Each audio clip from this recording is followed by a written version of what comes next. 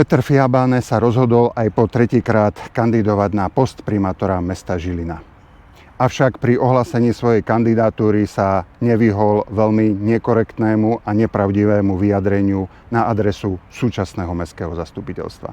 Som hrdý a veľmi si to vážim, že môžem kandidovať aj do tretice ako nezávislý kandidát s podporou práve týchto politických partnerov, týchto politických subjektov.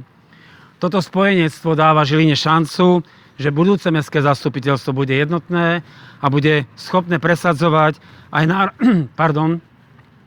náročné riešenia s väčšou razanciou, než tomu bolo doteraz.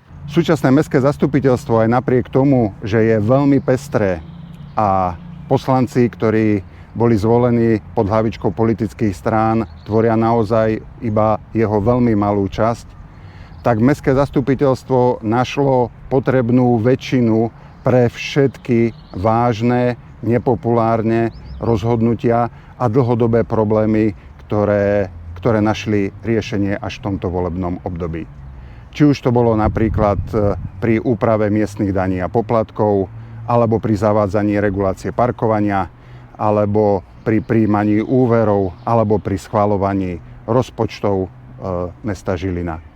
Mestské zastupiteľstvo sa vždy správalo korektne, vecne a zodpovedne.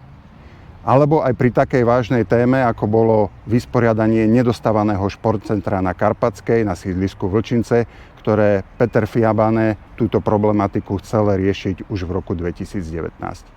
Pri všetkých týchto témach, náročných, nepopulárnych, mestské zastupiteľstvo necúvlo, aj napriek tomu, že sa mu nedostalo podpory aspoň mediálnej zo strany mesta. A mestské zastupiteľstvo bolo ochotné ísť ďalej. Bolo ochotné riešiť aj ďalšie dlhodobo neriešené majetkové vzťahy.